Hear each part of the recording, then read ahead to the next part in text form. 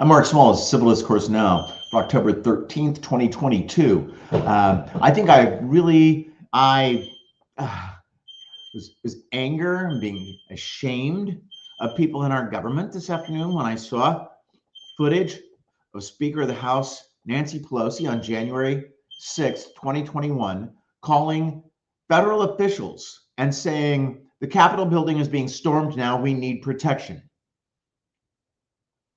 And she couldn't get anybody to do that. Acting Attorney General Rosen, who had been Robert Mueller's supervisor during the Russia probe, kind of tells you where things went there. What can we do? Hey, we don't have any cops here. What can we possibly do? That was unforgivable. Now, worst of all is you have an individual in Trump who didn't care. He lied consistently about what he was doing. Oh, I didn't see it on TV. I wasn't even close to TV. Didn't know what was going on. I was working that day, like he ever worked. And yet you have people like Speaker Pelosi, Senator Schumer. They're trying to get their staffs into someplace where they're safe. And you have morons going through the Capitol building carrying Confederate flags. Yeah, it's the battle flag of the Army of Northern Virginia. It's not a Confederate flag. They're in the Confederacy, you idiotic racist moron. So, what do we do with that? What do we do in this case? Well, one is you look at somebody and you say, if that candidate for office has any possibility of having an effect on future elections, and they deny the efficacy of this last election, then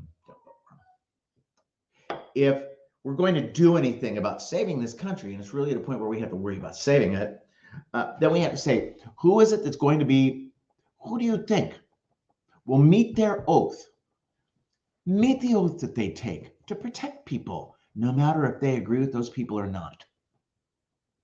That's an important consideration. I don't think Trump would do it in a second.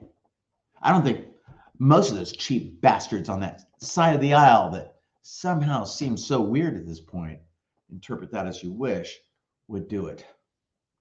But I know this, that on January 6th of 2021, members of Congress who were trying to call for help were more concerned about members of their staff and trying to get assistance there.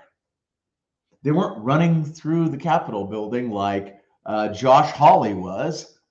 They were hunkered down with their people, and they were trying to get aid. And that aid was being denied them by people in the Trump administration who had taken an oath to do that job, to protect people.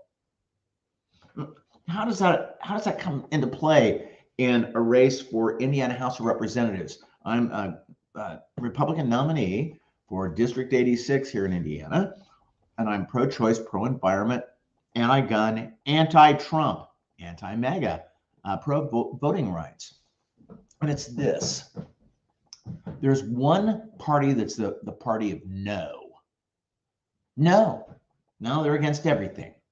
They'll be against whatever you want to vote for, and they'll be proud of it. Yeah, we're the party of no. What does that do? It's void.